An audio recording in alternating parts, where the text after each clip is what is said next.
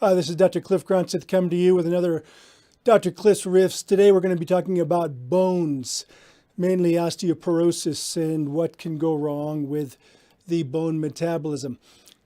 So what is osteoporosis exactly? Well, it's a silent disease. It doesn't hurt until you start to break bones. And it's basically the integrity or the strength of your bones that slowly erode away for different reasons. A normal bone is full of kind of dense, what we call cancellous bone, and it's got a crusty little cortex on the outside.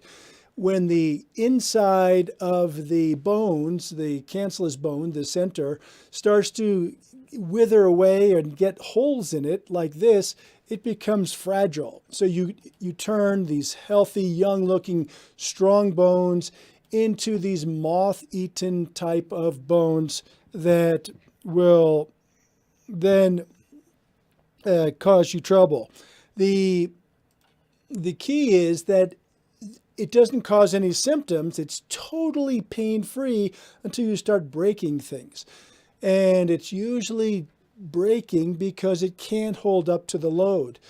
You oftentimes see it in hip fractures, maybe in the spine, and sometimes even in the wrist. If you fall onto your wrist, onto an outstretched hand, you can break the bones there.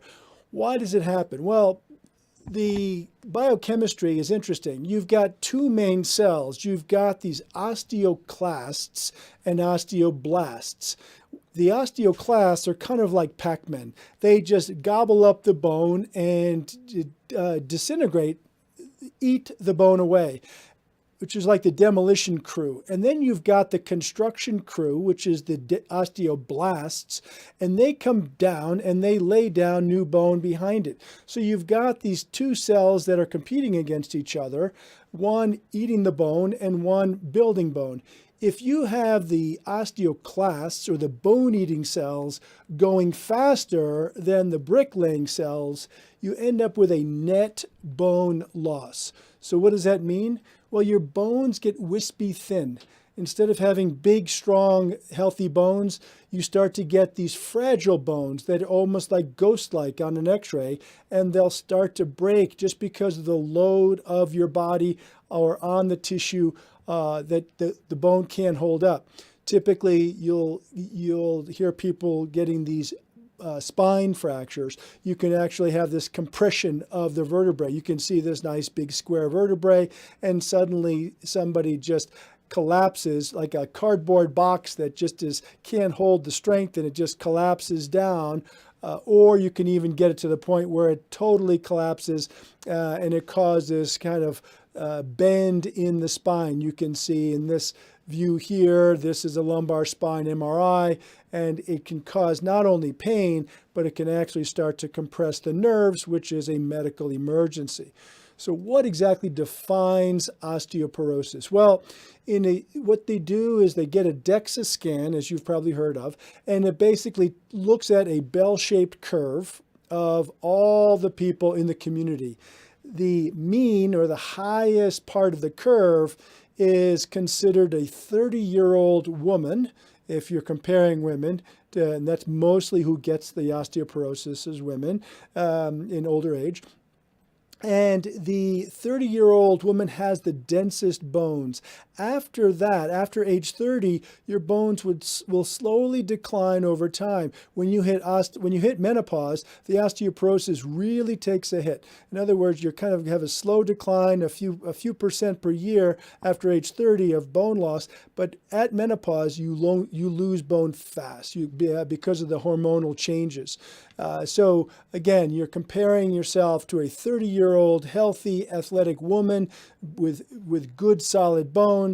And then as we mature and we get a little bit more seasoned, the bones get a little bit more fragile to the point where you actually start to spontaneously break the bones and you get that kyphosis. It's not just hormones that can cause the osteoporosis, sometimes prolonged bed rest. So if you have somebody with prolonged illness or somebody who's not exercising at all, you don't build bones because bones respond to pressure. They really like the load on the bones to build the strength of the bones. Cigarettes and alcohol, always a bad thing, but those also can accelerate the bone loss. If you're an astronaut, you'll get osteoporosis. That's a big problem for space travel, is because there's no gravity, there's no load on the bones, and so they don't build. Those osteoblasts are just not working with, there's bone building cells, but the osteoclasts continue to gobble up the bone, and so they end up with decreased bone density with prolonged space travel with no gravity. So what are the key components for preserving your bones? Calcium. Calcium is the number one ingredient. It's almost like bricks that build a building. It creates the structure of the bone. But you can't get the bricks if you don't have vitamin D. Vitamin D is really the carrier for the calcium out of your gut. So it's almost like the delivery truck of the calcium to your bones. So you need both. You need both the calcium supplement, or enough in your diet, and vitamin D. And you can get some from the vitamin D from the sun, or you might have to take a pill. A lot of times we're putting on sunscreen, sunblock, wear hats, we protect ourselves from the sun for fear of skin cancer, etc. But what that does is actually minimizes our natural ability to make vitamin D, and therefore we're oftentimes deficient in vitamin D. So make sure you have enough vitamin D. I'm not going to go into the specifics of how much every day.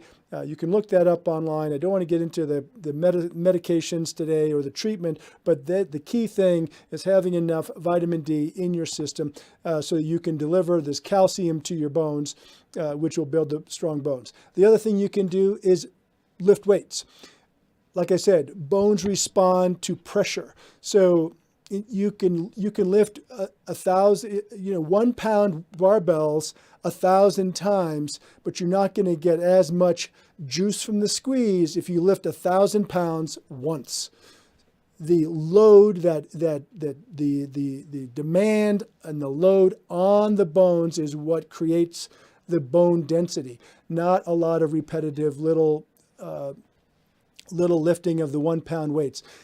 Not to say that lifting 1 pound weights is bad, but if you really want to build bone, try to load the spine. The key thing is weight-bearing exercise. If you're a swimmer or a biker or a rower, that does not have any impulse or any sudden stress on the bones. It's unweighting your body. And so you may not develop bone density simply because, even if you're super fit with all those non-weight-bearing exercises, because you don't have that load on your system, on the skeletal system, to build the bone. If you want to maximize your bone density, you can try walking, if you like to walk, with a backpack.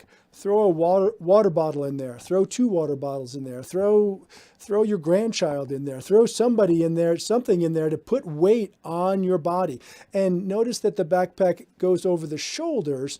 The shoulder straps will put load onto your spine, which is where you want some of the bone density, and into your hips, which is where you want the bone density. If you just wear a fanny pack and you wear a load on your waist, it will not build the bone as much in your spine.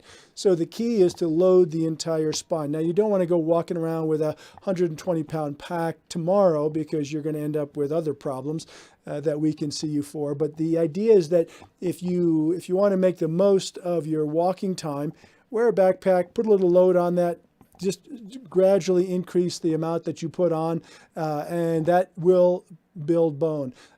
Anything that's weight-bearing is great. So the key is load it, load it, load it. That is the summary of osteoporosis. Again, we won't get into the different treatments. There are many different types of treatments for, or I should say medications for treating osteoporosis. The best thing you can do is prevention, which is going to be, make sure you've got enough vitamin D, and make sure you have enough calcium in your diet so that your bones actually will stay strong, rather than finding out that you've got an osteoporotic fracture and you didn't even know about it because it's been totally silent, slowly eroding your bones away, and then all of a sudden you end up with stooped posture and you didn't know it was coming, and it's harder to regain the bone density that it is to maintain it when you are young. Hope that's helpful for you. Have a great day. We'll see you next time. Let us know what you'd like to hear about.